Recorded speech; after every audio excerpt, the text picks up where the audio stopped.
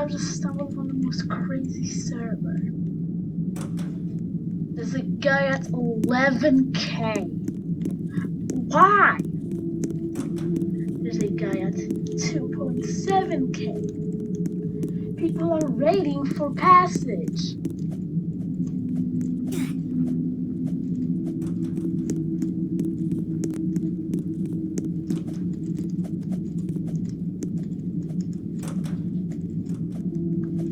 How did I receive minus 277 OS mag of 227? World's craziest server.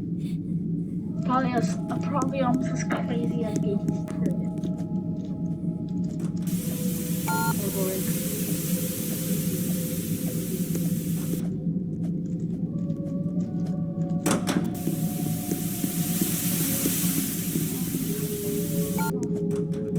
Let's go.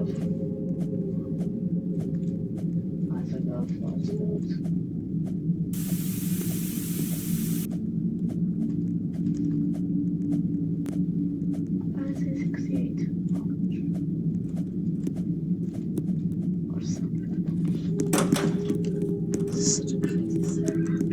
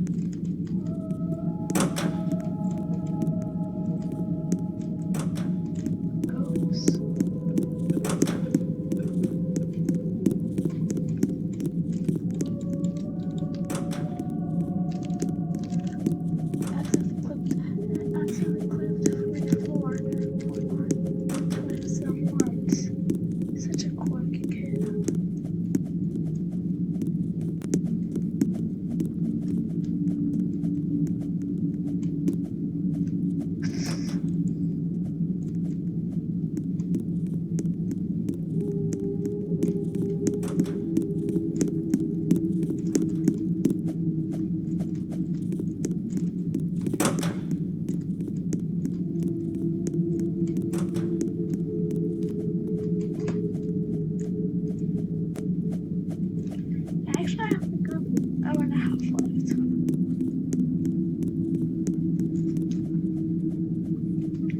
As we're going to do this unexplored area possible.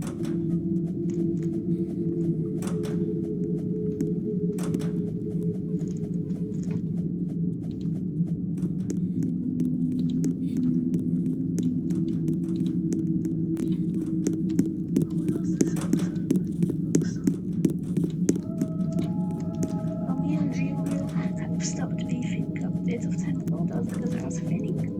It is this cheap.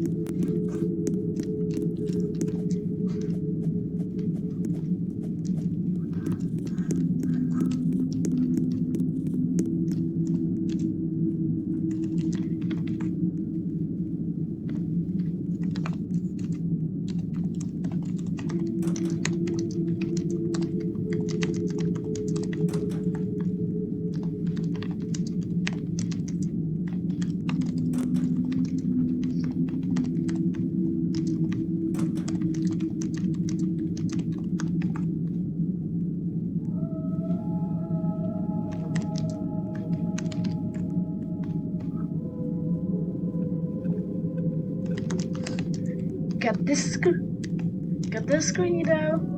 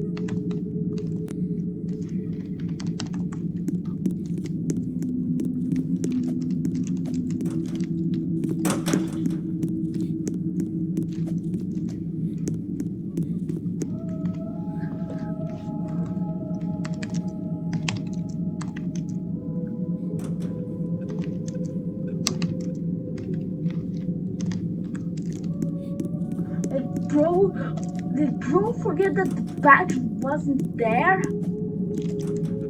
Is bro trying to get to floor 20k? Is this secret?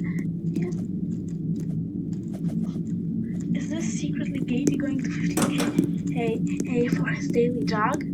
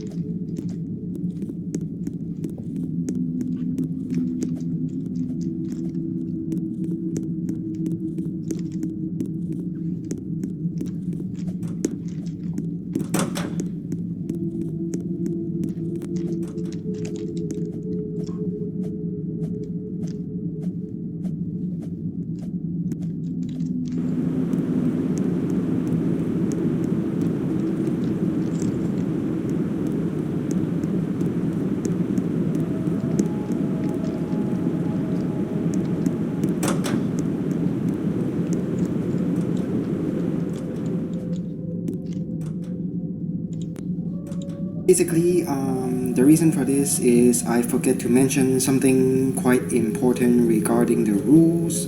So anyway, as you know, I've made several videos before on what's the biggest number you can make with 3 digits. Make sure you watch those first before watching this one.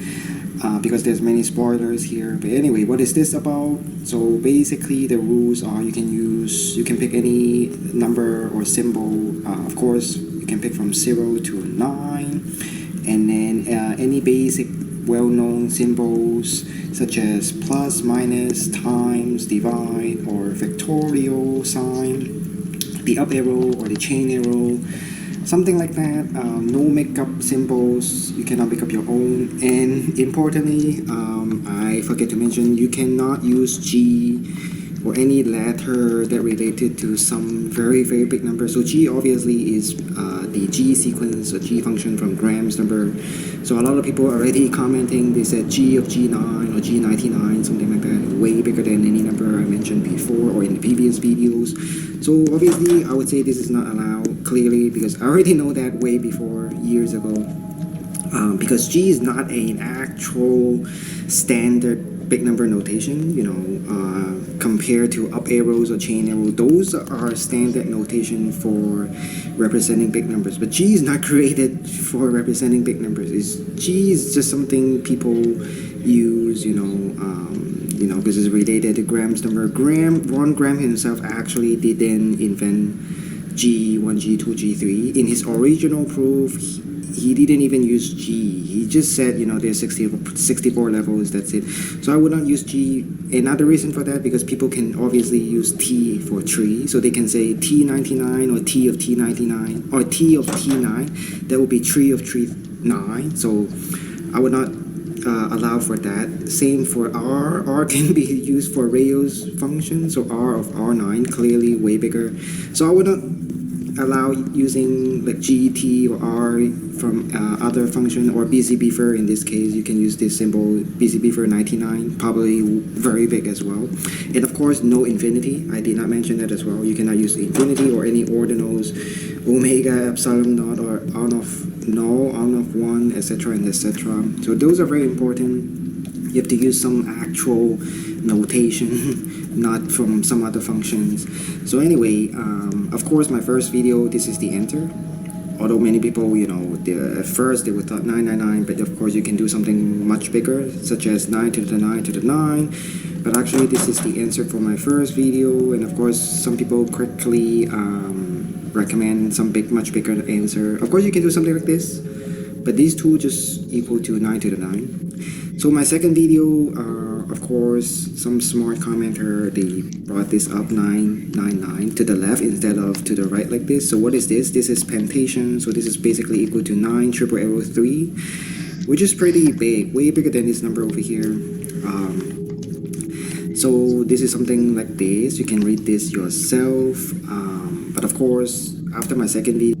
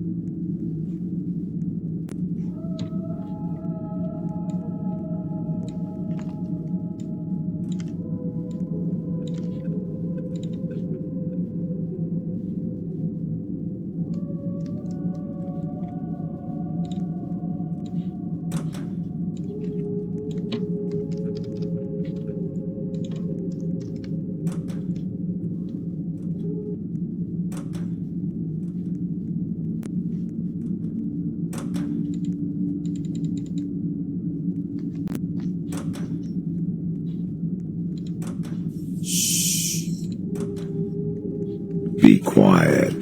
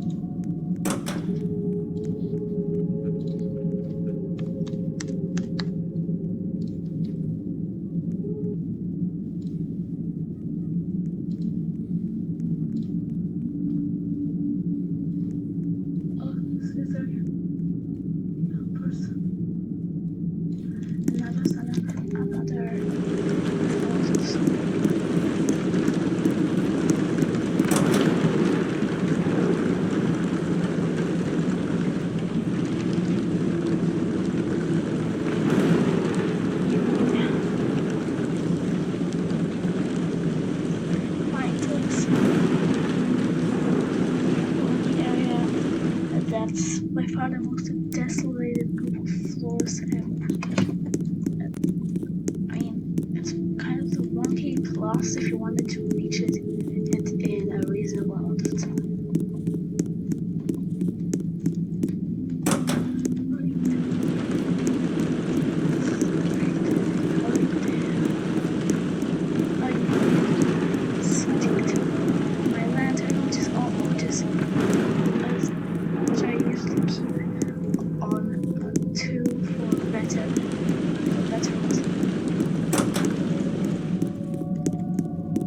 This is giving me a problem because I'm trying to click on an item that does not exist, so I'm just supposed to do Be quiet.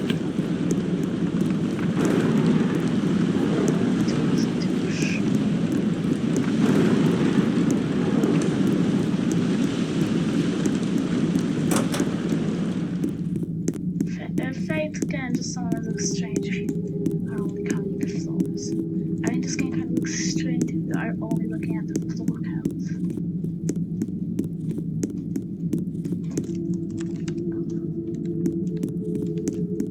This server is 100,000 ticks off. Join the line split.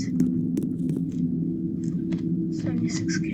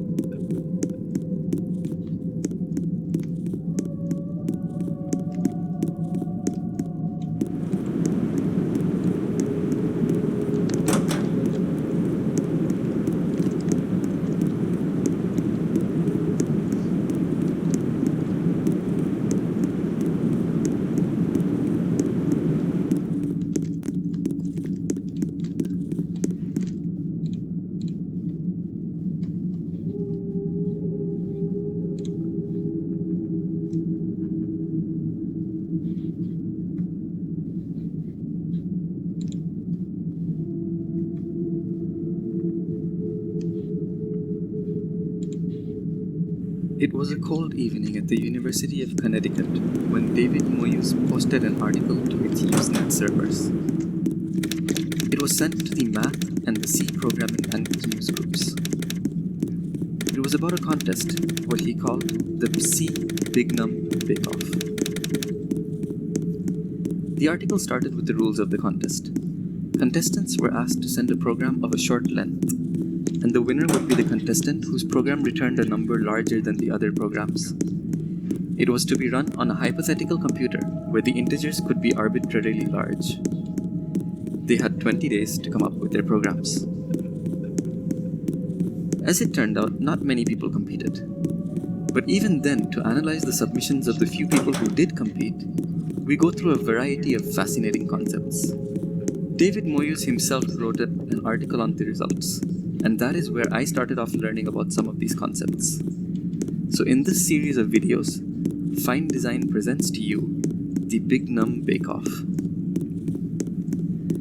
I've always intended to do a series on the Big Num Bake Off. I was shocked to see that this gem has not been covered by others.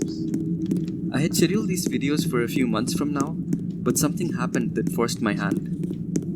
Some popular maths YouTubers decided to do a #MegaFaveNumbers movement, and they had not consulted with me on this, even though I am a maths YouTuber popular enough to have at least one subscriber that I don't even personally know. Unbelievable. And that's why I'm starting the series now, because part 2 of this series will start off with a number that isn't too large, but is surprising and gets your curiosity going. That will be my MegaFave number.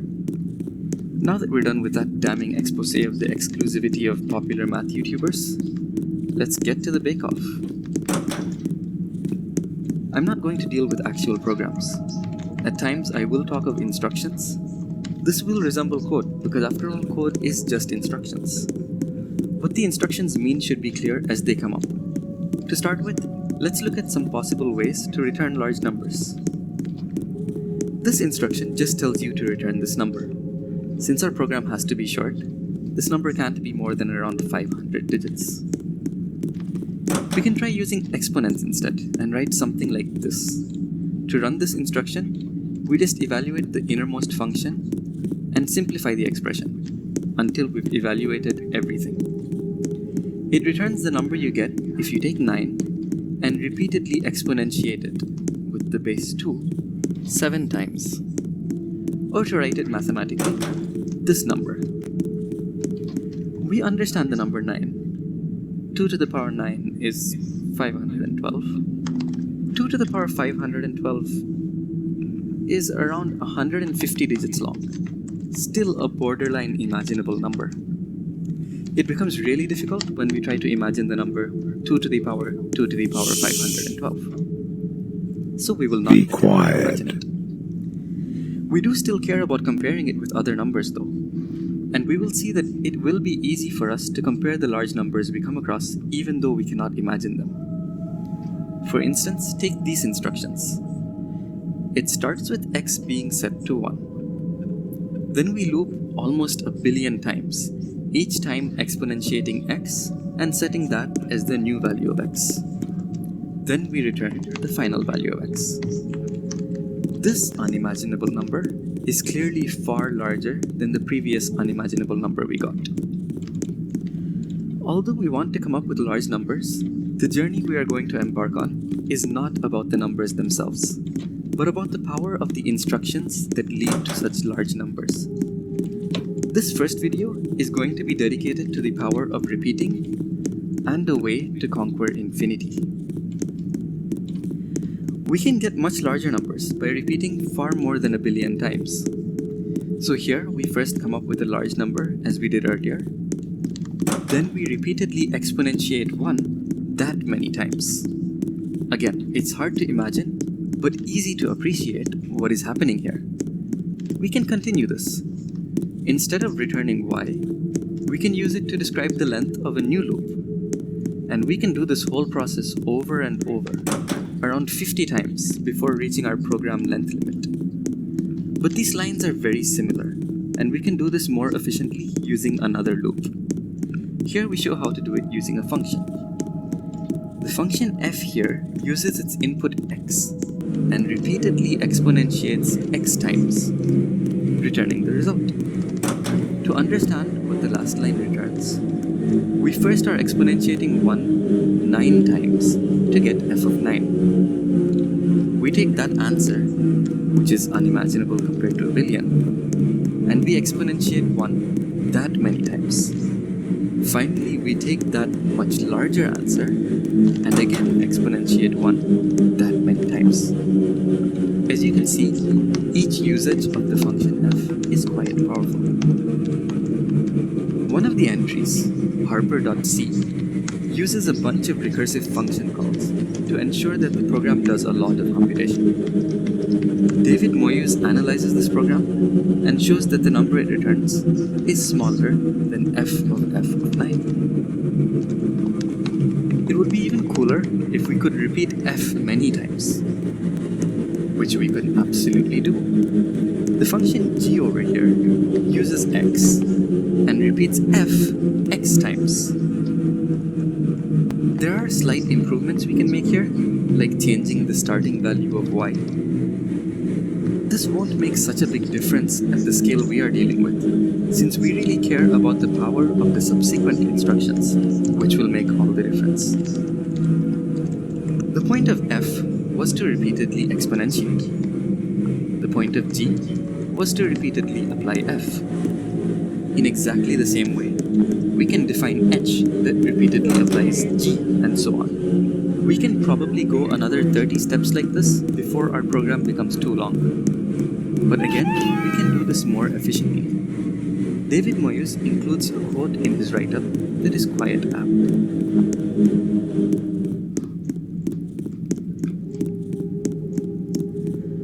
So let's take a fresh mathematical look at repetition.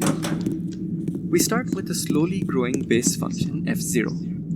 it takes the input x and returns x plus 1. We define f1 as taking an input x and then applying f0 x times on it. f2 takes input x and then applies f1 x times on it, and so on. We get a function fi for every positive integer I. We can understand f1 easily. If we take x and add 1 x times, we get 2x. Even f2 is simple. If we start with x and we apply the function 2x x times, we get x times 2 to the x. f3 would be similar to repeated exponentiation, f4 would be repeated f3, and so on. This sequence of functions is called a fast-growing hierarchy. Let's also take a look at what it's like to actually compute such a function. Take as an example f2 applied to the value 4. That's the same as applying f1 4 times on 4. The innermost f1 applies f0 4 times. Each application of f0 increases the value by 1. So the value increases till 8. And then applying f1 to it is the same as applying f0 8 times. And so Be the quiet. operation would continue. These are all really He simple can steps, hear you. but it looks quite messy. He is going to Visualize find this in a you. more concise way. We keep track of what functions we have yet to apply and how many times we have to apply them as a simple list rather than as this sprawling expression. So this here is the exact same computation as we did earlier.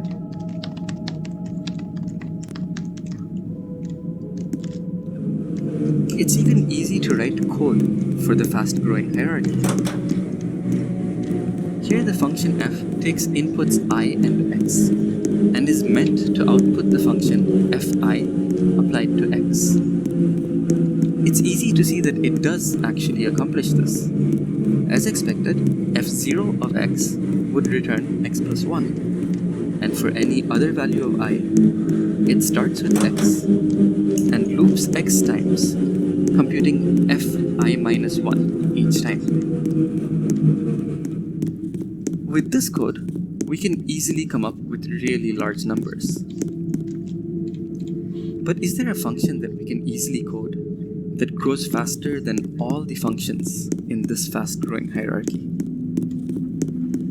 At first sight, this seems impossible. There are infinitely many functions in our fast-growing hierarchy. If you give me any function, can't I just keep looking through the infinitely many functions that I have and eventually find one that grows faster than the function you gave me? This reasoning is good reasoning when we're dealing with numbers. For instance, there is no function g that you can give me such that g of 2 is larger than fi of 2 for all I. The proof of that goes by the same reasoning we just did. Finally, some good. But when dealing with functions, we use a different definition of larger. A function g grows faster than a function f if at some point it becomes larger than f and stays larger. So maybe g starts off smaller than f, but for inputs larger than 100, g is larger than f. Then we say that g grows faster than f. We will now see that there is a simple function g that grows faster than all the functions in our fast-growing hierarchy till now. The idea behind this is very similar to the diagonalization map, Yummy, which has beautiful uses. yummy, yummy. I will link to some amazing application of it at the end of the video. The problem is that we have infinitely many constraints that we want to satisfy. What we have going for us is that there are infinitely many values that we are free to set. The idea is to use one value per constraint. That's not exactly what happens here, but it's close enough. For any fi in the fast-growing hierarchy, g would be larger than it for all inputs larger than I. It's also really easy to code by just adding one line to our previous code. I've called the function a here because it's very similar to the Ackermann function. No, I do. The function has a more suitable name though, I like by my extending the cat. fast-growing hierarchy to include this. Seriously, bro. Why It's was called I like the f worst omega. thing outside of life, Omega is an spikes, ordinal something? number. It's clearly not the kind of number we usually think of because there is no number larger than infinitely many natural numbers. But ordinal numbers talk about ordinals, and omega Finally, means some that it is good larger food. than the infinite sequence f0, Like f1, cats, f2, and so on. Yum, It is also called yum, the yum, limit yum, of the infinite yum. sequence. It's like a tree. It's a limit because you can't subtract 1 from it the way you would to go from f5 to f4. If you want to evaluate f omega, you have to undo the limit using the value that you are applying. By this, I mean that f omega of 5 is first simplified to f5 of 5, and then we can continue computing. Again, we can repeatedly apply f omega and get the f function f omega plus 1. Omega plus 1 is larger than the infinite sequence, and then one more even after that. Let's see a computation now. F omega plus 1 applied to the input 64. This would repeat f omega 64 times. F omega applied to 64 is the same as f64 applied to 64. f64 itself is very fast growing, so f64 applied to 64 will be huge. Let's call this number n1. F omega applied to n1 is the same as fn1 applied to n1, a far larger number than those that we've seen previously. Let's call this Be n2. quiet. Then we would apply fn2 He can hear you. and we do this 61 more times. He is going to find Is very you. similar to what you would use to compute Graham's number. Graham's number would indeed be far larger than f omega plus 1 applied to 63, but is far smaller than f omega plus 1 applied to 64. We can of course continue the fast-growing hierarchy, and the same way we came up with f omega can be used to come up with f omega times 2, which is larger than 2 copies of infinite sequences. And then we can continue the whole process again over and over. Quite a few entries in the bake-off coded functions that had growth rates in this range.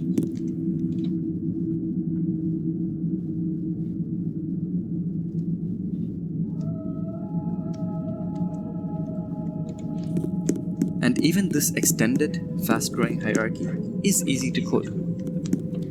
F applied to inputs I, j, and x is meant to output f omega times I plus j applied to x. Again, it's very easy to verify that this code does its job. Of course, it doesn't end here.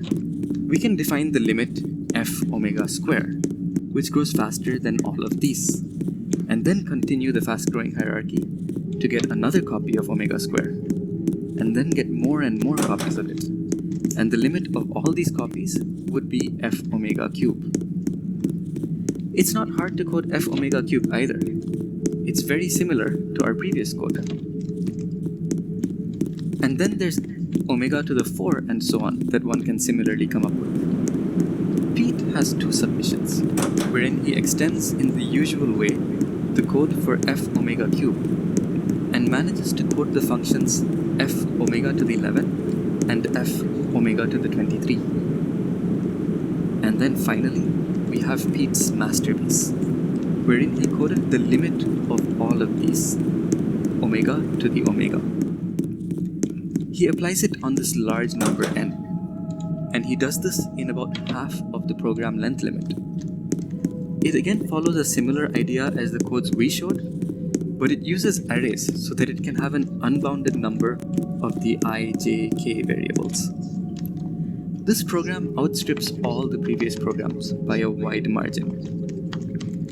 And as per David Moyes, this program is the largest of the small entries, coming in at 3rd place in the Bignum Bake-Off.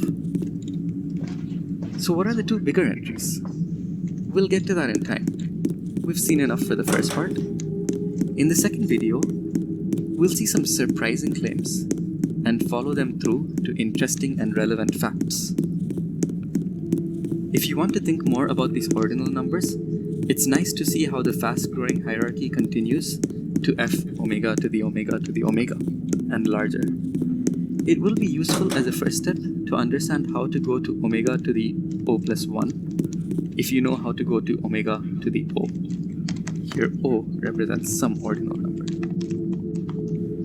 Here's a nice video on the diagonalization argument by Weihart. Definitely in the running for the best maths YouTuber out there. I've linked to David Moyes' page below. You'll find all the submissions in the results link on that page. See you in the next video. Goodbye.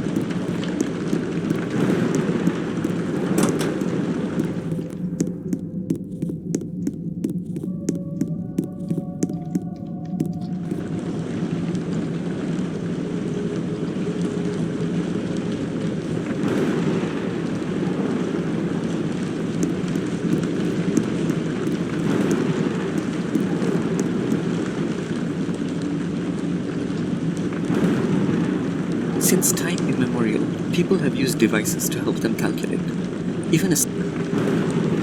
This video is about a really fast-growing function. If Ripley's Believe It or Not had a mathematics edition, statements in this video would definitely make the cut. To describe the sequence, let's take a number, say 21. Let's write it in hereditary base 2. That means that you write it in base 2, and then recursively write even the exponents in base 2. Now we change all the 2's to 3's. And we get a number that's larger than 7 trillion. Change all the 3's to 4's, and you get a number with over 150 digits. Then 4's to 5's, and it'll keep on growing. It'll continue to grow forever if we go on like this. It's growing pretty fast. Be It's quiet. absolutely nothing compared to even the function f3 from the previous episode. He can hear This you. sequence wouldn't make it to Believe It or Not. To get He there, is we have to going make to it find more you. slowly. How does that work? Well, let's see. Let's start over, except this time we subtract 1 every time we increase the base. So we start at 21, change 2's to 3's and subtract 1. Again, it becomes larger than 7 trillion. Before moving to the next step, we need to make it hereditary base 3 again. Again, we go to around 10 to the 150. Notice that here, subtracting 1 makes the number's hereditary notation look very different. And it proceeds like before. Which is reasonable, all we did was subtract 1 now and then. However, these subtractions play a major role. Believe it or not, the sequence doesn't even keep growing. It eventually reaches 0. Let's see more examples, but with more manageable numbers. Here's the same sequence, but starting with 1. At the second term of the sequence, it reaches 0. If you start with 2, the sequence is 2, then 2, then 1, then 0. It reaches 0 at the fourth term. Feel free to pause and go through these examples yourself if you want to feel more comfortable with them. With 3, it reaches 0 at the sixth term. With 4, it increases a bit faster, and it doesn't seem to be slowing down.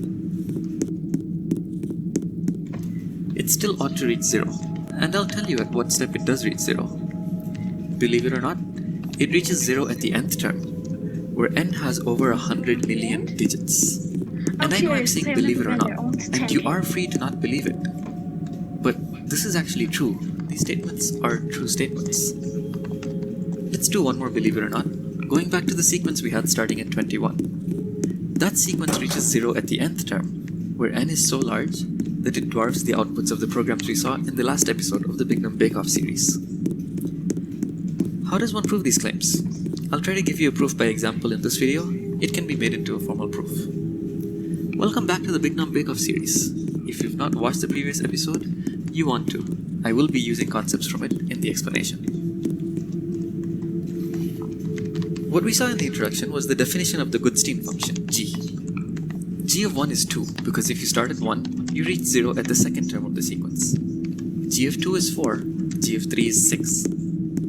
And here we have my favorite complete the sequence question. What comes after 2, 4, and 6? 100 million digit number, of course. Now you're not going to try verifying this claim by actually computing the sequence. How do we do it then? This is one of those cases where we have two different mathematical processes that might look very different, but are in fact very similar. Computing a Goodstein sequence is actually very similar to computing functions in the Fast-Growing hierarchy.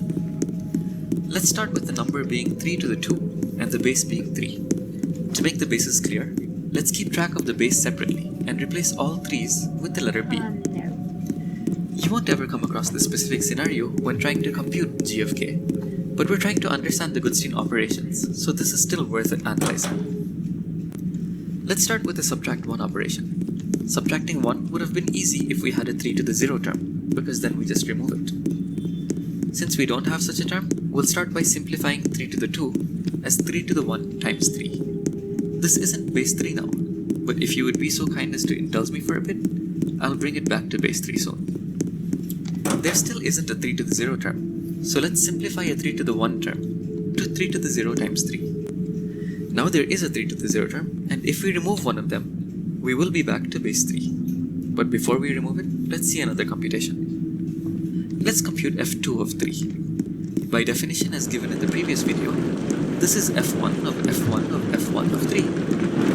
And f1 of 3 is f0 of f0 of f0 of 3. In the computation on top, things appeared thrice because the base was 3. At the bottom, things appeared thrice because the constant was 3. And you can see that the top and bottom are strikingly similar.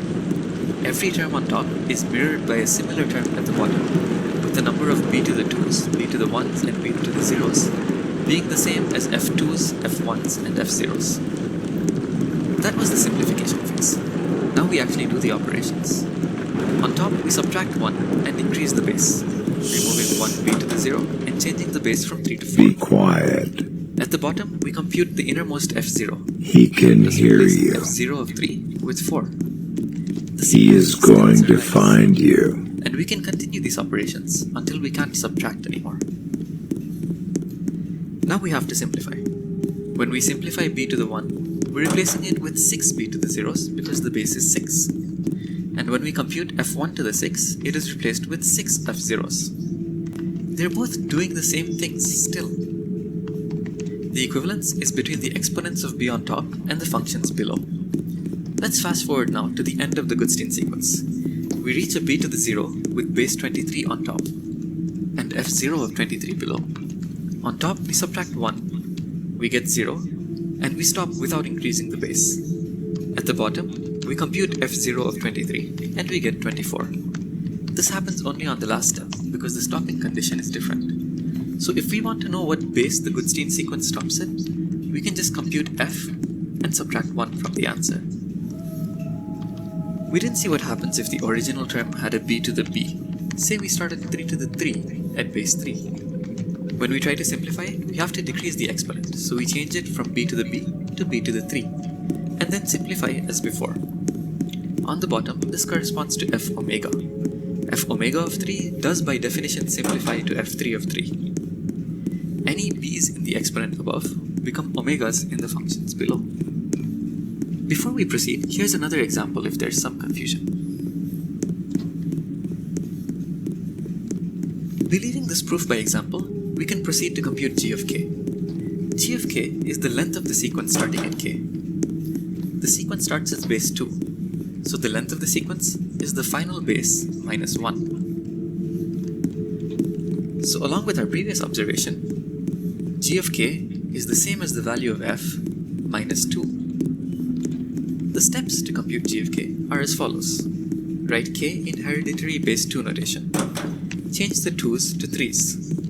We have to do this manually because our previous calculations were for subtracting 1 and then increasing the base, whereas the Goodstein sequence starts off with increasing the base from 2 to 3 before subtracting 1. From this point onwards, it is as shown in our proof.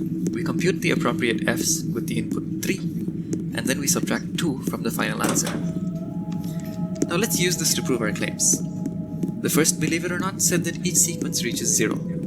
We can actually compute when it reaches 0, so it definitely does reach 0. The second, believe it or not, was about the length of the sequence starting at 4. 4 is 2 to the 2, so that is b to the b. So g of 4 would be f omega of 3 minus 2. Let's start over. I've shown the computation if you want to check it.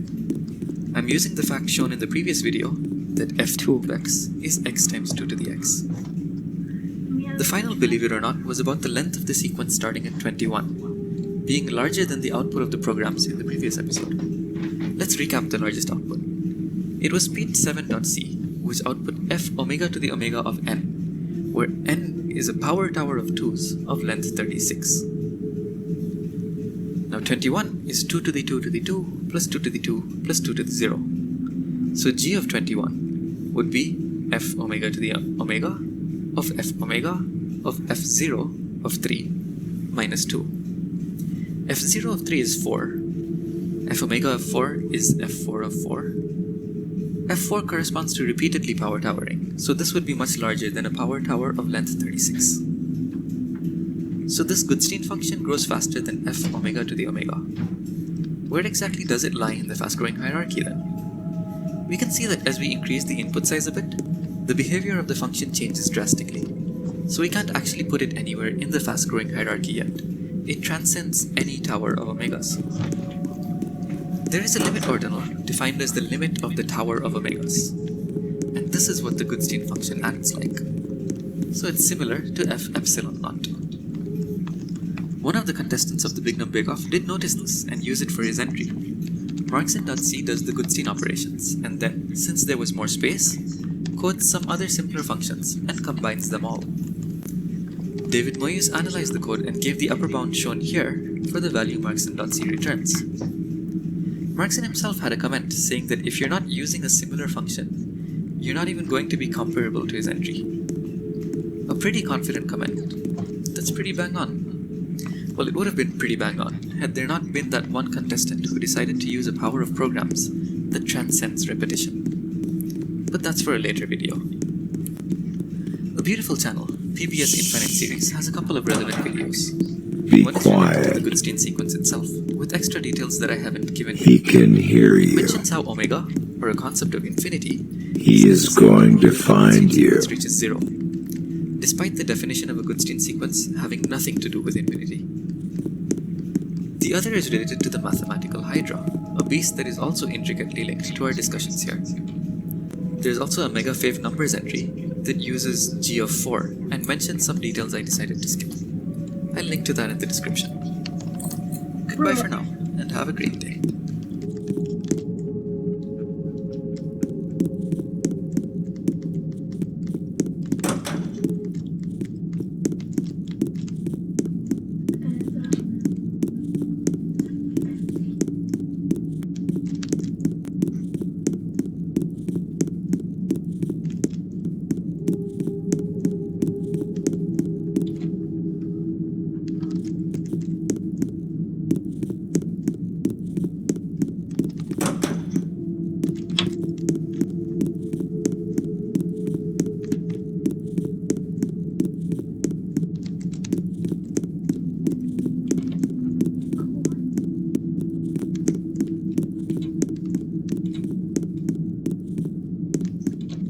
We're going to 26. Wait, might as well go to 666. Let's check on if anybody has written anything there.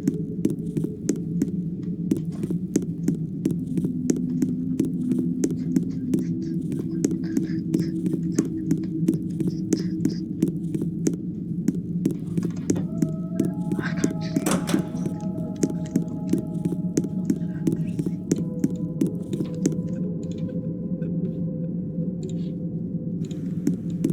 Since time immemorial, people have used devices to help them calculate. Even a stick can help keep count if you add notches to it. It's a helpful device, but only capable of carrying out one instruction. Just add 1. Over time, devices became more and more sophisticated and quite impressive. Devices helped in doing arithmetic, in navigation, in predicting tide levels, and much more. Then came Charles Babbage in 1833, who had invented a machine that aided in calculating many useful quantities for astronomy. It struck him that his machine could be modified to do more than the operations he had given it, and so he came up with the analytical engine. This engine had instruction cards that would tell it what operation to do.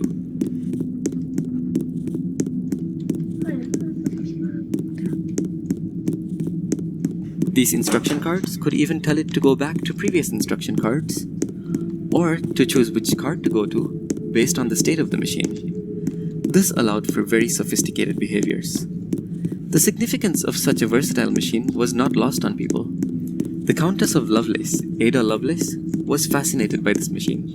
She saw in it a machine that even Charles Babbage failed to see. Babbage saw a machine that could be programmed to do a quite powerful sequence of arithmetic operations. Lovelace saw a machine that wasn't just limited to operating on numbers, but one that could operate on text or music or symbols, since they all have patterns and ways in which they can change. What mathematicians call an algebra. What Lovelace saw was computation. All this hubbub arose from the power of the instructions that the machine could do, despite them being quite simple instructions.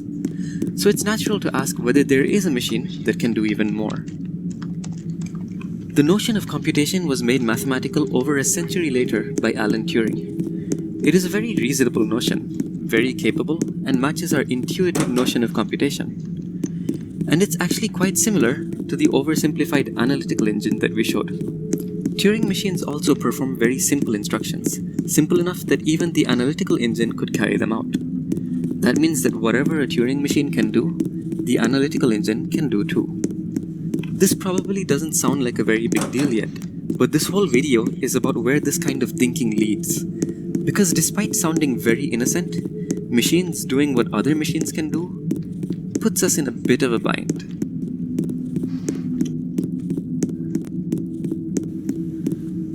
Alan Turing created the notion of Turing machines. Each Turing machine has a specific behavior. They could be calculating primes, or Fibonacci numbers, or just giving you your favorite lyrics.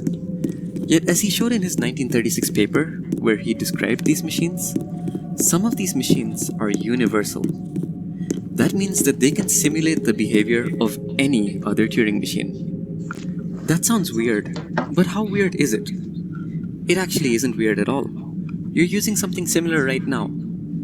Here's an example of some code. This code has a behavior. It starts with some values for each variable, and the code runs and the variables change in a manner determined by the code. But your machine can run the code too.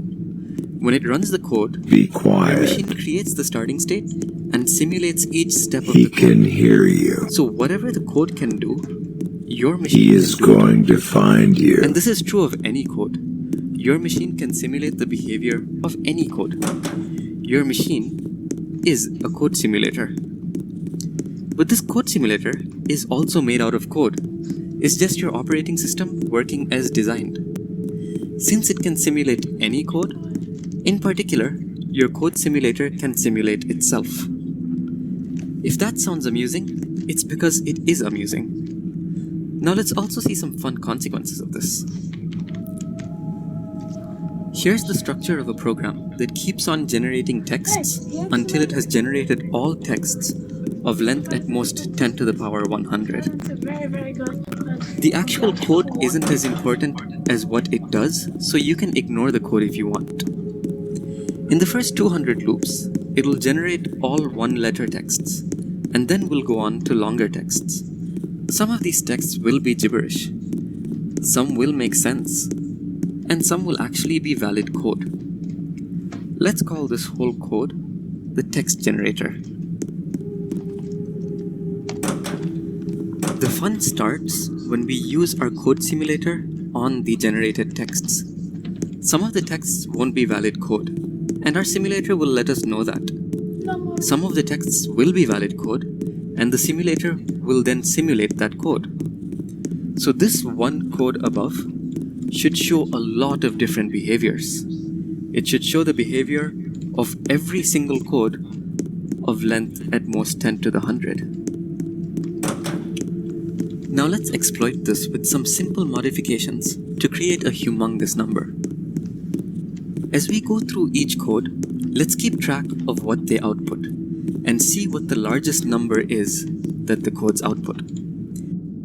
Now our whole program will output a number larger than that. So the output of this program is huge. It's larger than the output of any program whose length is at most 10 to the 100 characters. But what's the length of the above code? We saw that the text generator is a very small code. The code simulator might be a few million characters long, but not more than that. So our program above is also a small program, being way less than 10 to the 100 characters long. So the output of the above program should be larger than the output of the above program. Oh wait, no. This is what they warned me about.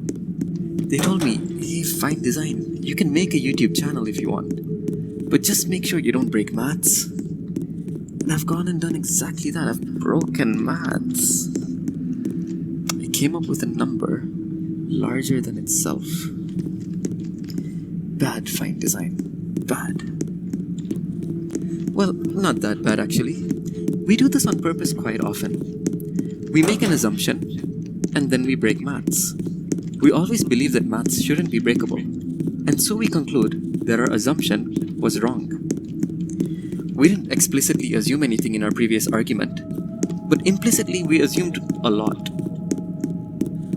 For one, I didn't really prove that there is a code simulator that's less than 10 to the 100 characters, but that actually works out.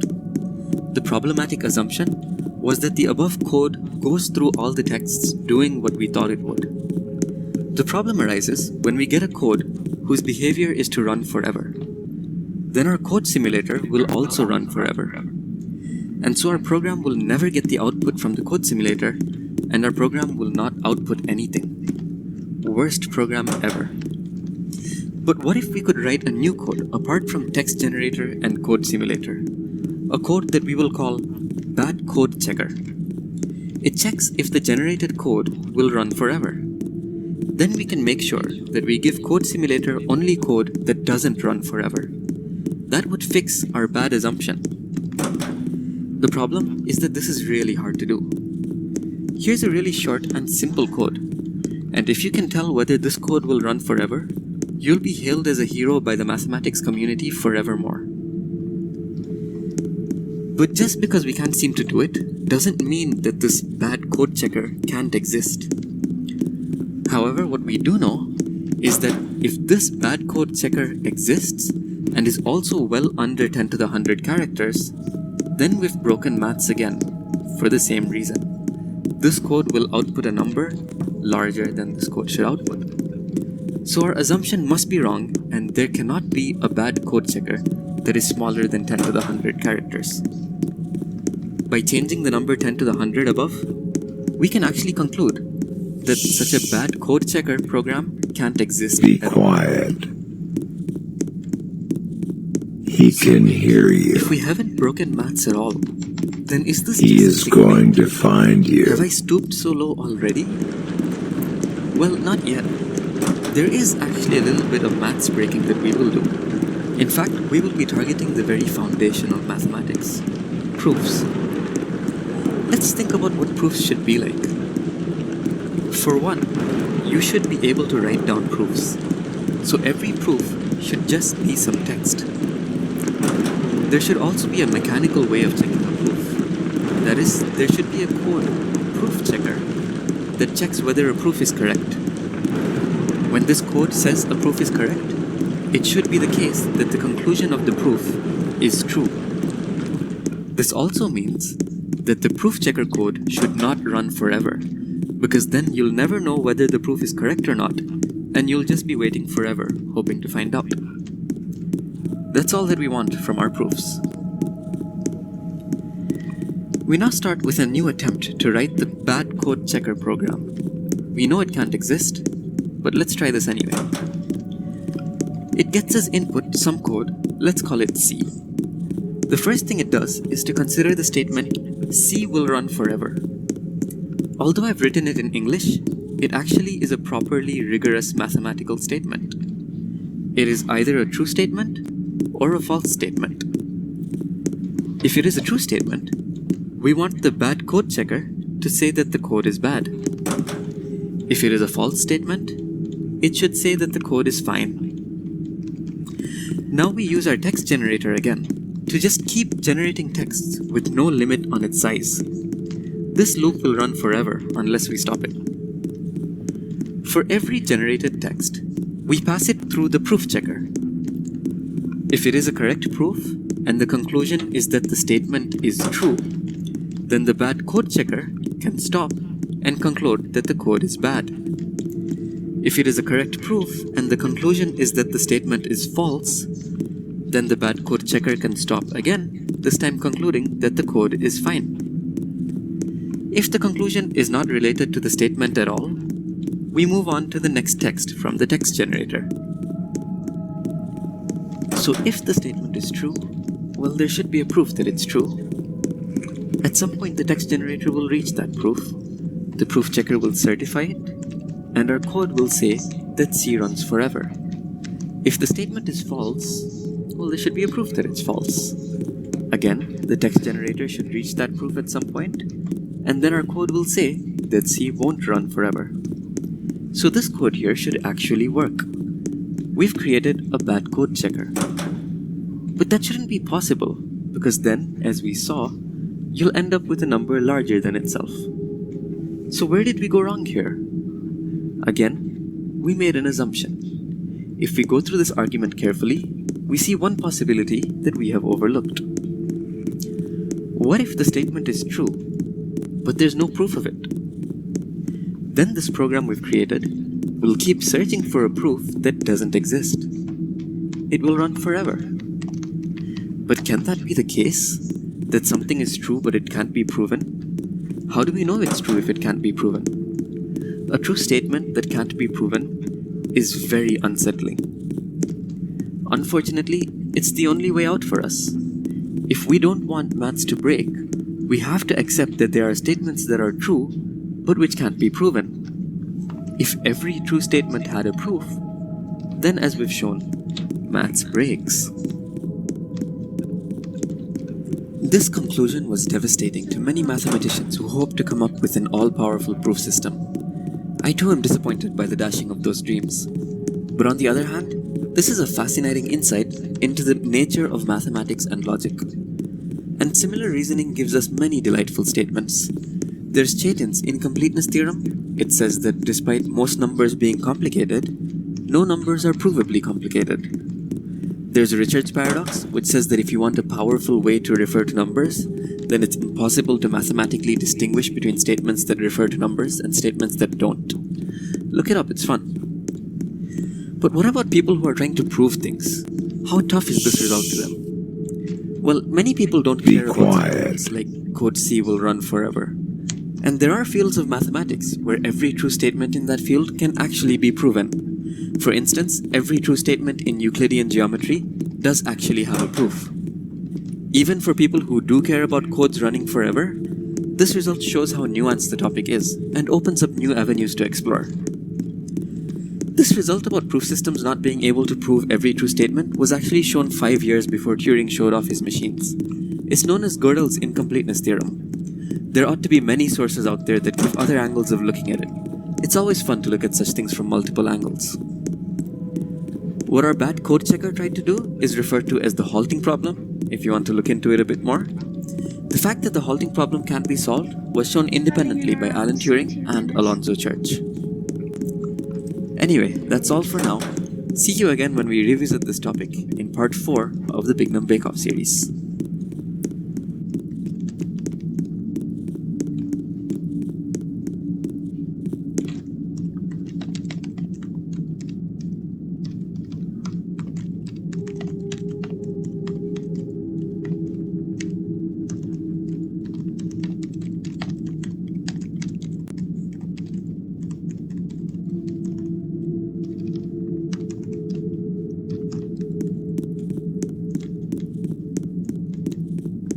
The last one was at 69.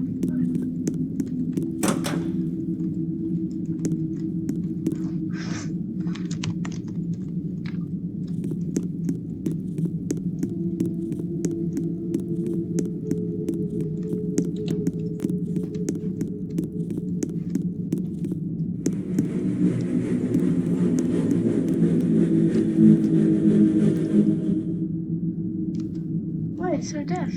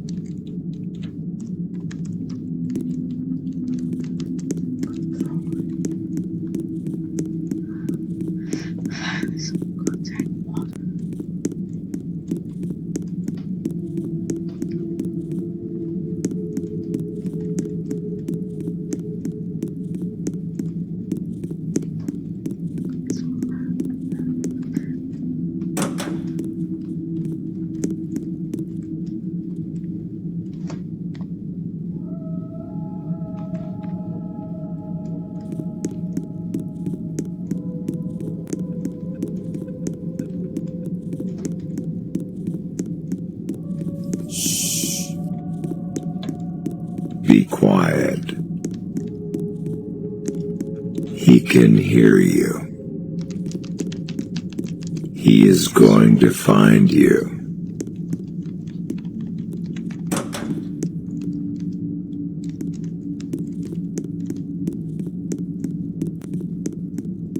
The clock brings in Godzilla. And Godzilla was having like a big playground. Wait, I can actually make it to 6666. I mean, no. Why not 6516?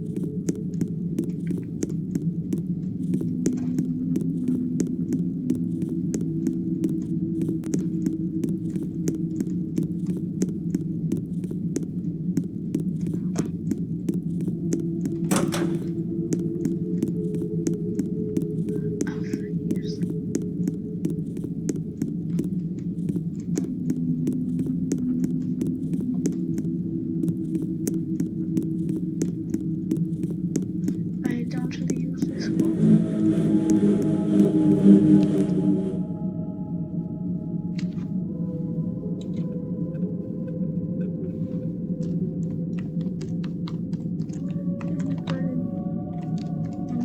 Nightmare.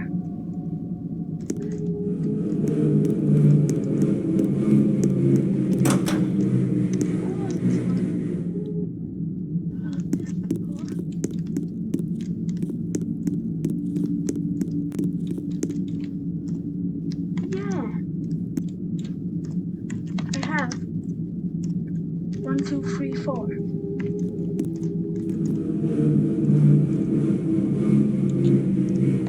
Right there, Mario.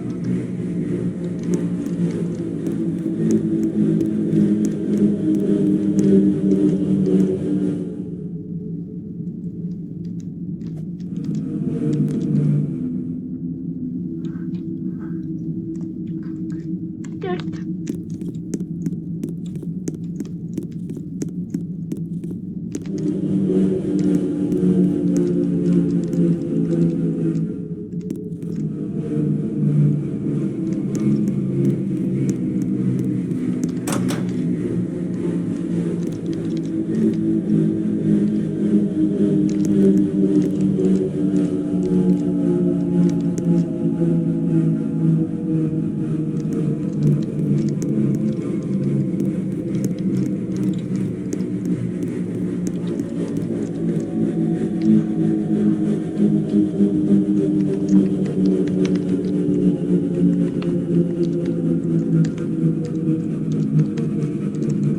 So,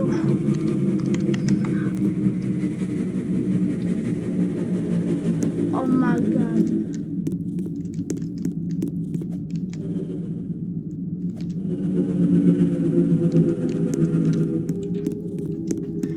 That was so disgusting.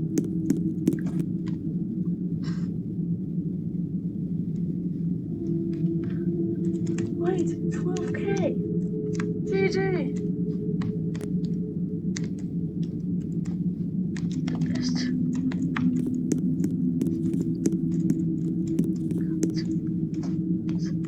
Free dirt.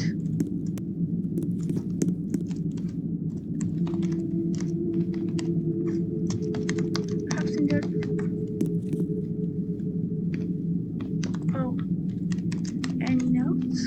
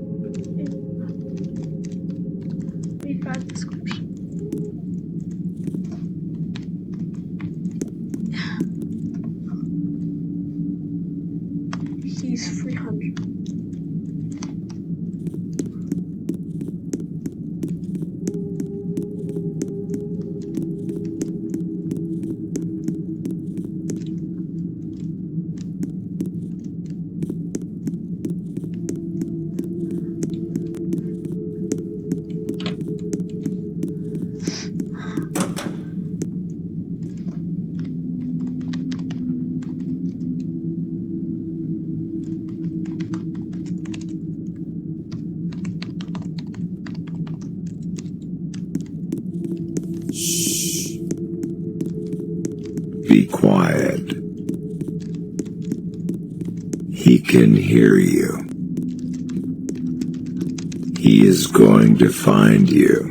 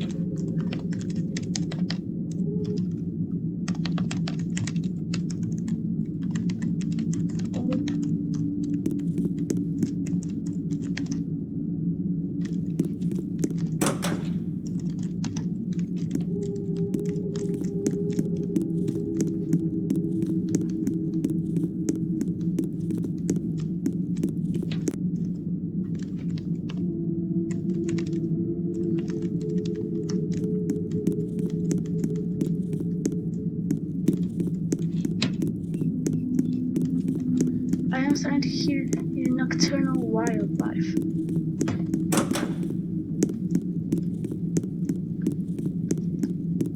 And I somehow still feel wide awake.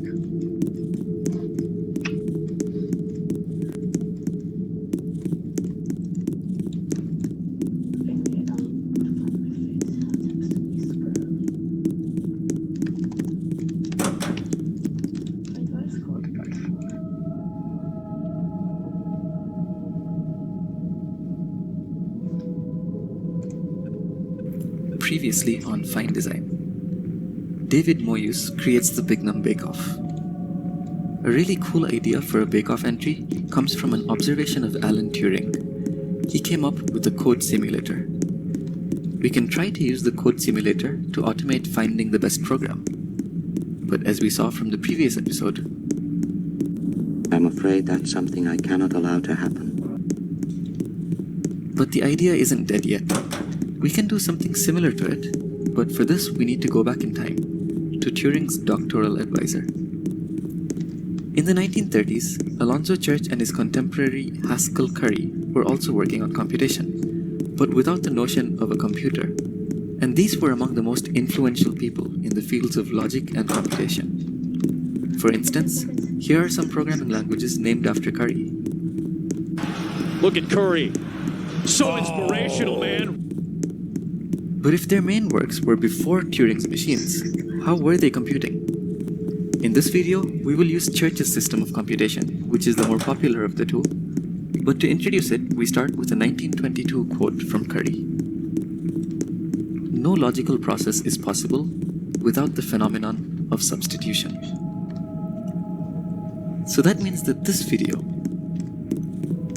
this annoying 9-hour-long marvel, and the foundations of computation share the same essence: find and replace. Church's view of computation was basically find and replace. So here's what a basic unit of code would look like. BXXA, but every time there's an X, it is replaced with... That's it. That's a basic instruction. It doesn't even tell you what X is replaced with. You can apply this instruction to AN to get B, AN, AN, A. But you can apply it to other things, and it can get quite unruly. Church called this operation a lambda term, written like this. For convenience, we will write it like this. Inside the bracket is the main text, and the subscript outside the bracket says what symbol is to be replaced. But why is this a good model of computation anyway? Let's look at a program. The program here looks like it's trying to add x and x minus 1. If we run the program on input 10, we are finding the x's and replacing them with 10, and we get a program that looks like this. This does look like it's done the first step of computation, like it's going to add 10 and 10 minus 1. So it did apply the function to 10, although it still hasn't finished the computation. Here, plus and decrement themselves can be written as instructions, and so the computation would continue and will eventually end with the answer 19. He is going to find The you. expressions might have looked weird, And this video doesn't really attempt to make it less weird. It's still weird to me too. I'm going I down. linked some videos that maybe could help make it less weird. But despite their weirdness, these programs are quite amazing. Lambda calculus, which is what this system of computation is called, has some things going for it. For one, these find and replace programs are as powerful as usual code. Anything you can do with a Turing machine, you can do with these kind of find and replace programs. These programs are more structured than, say, C code, and they can be easier to analyze because of that. Wait, I thought Functional programming evolved from these find and replace programs, and functional programming is quite popular.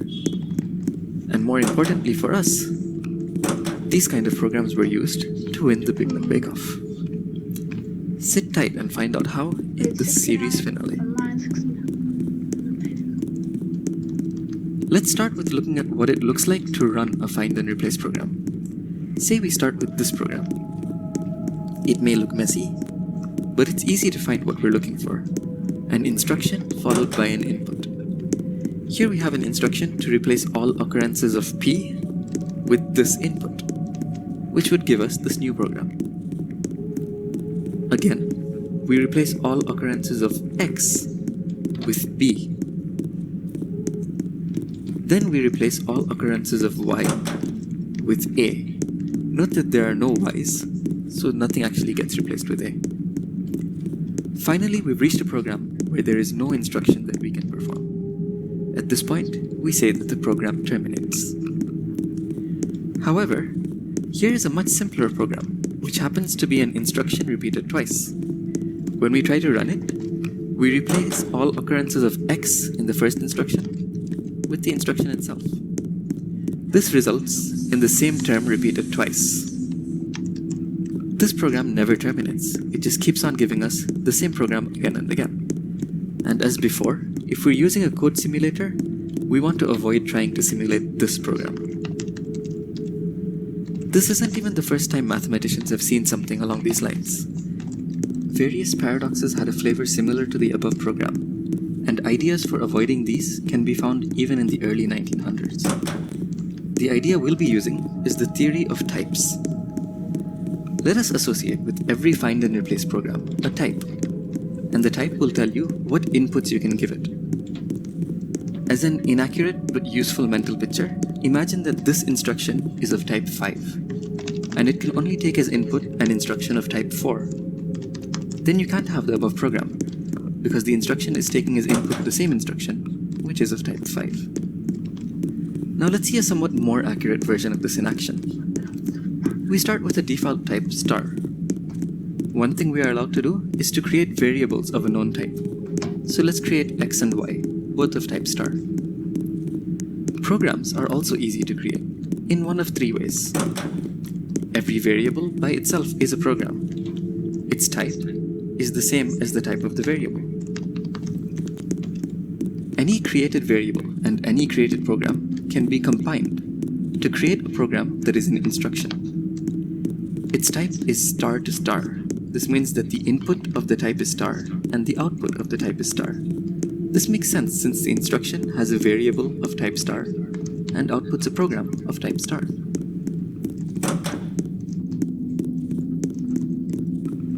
We can put two programs together to create a new program. It's important that their types are compatible. That is, the second program's type should be the same as the input to the first program's type. The type of this new program is the same as the output of the first program's type. Now that might have sounded a bit complicated, but it's quite natural. And furthermore, these details aren't even important for this video. What's important? Yo.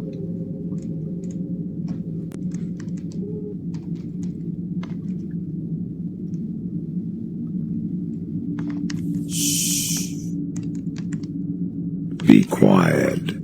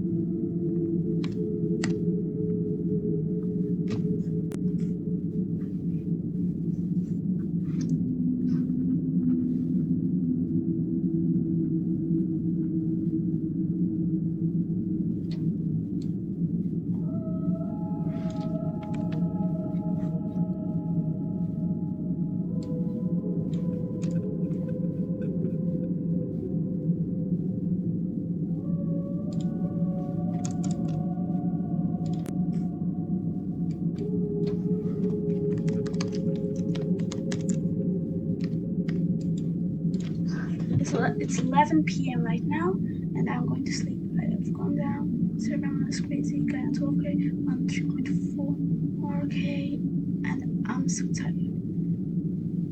Negative 2729 is PB.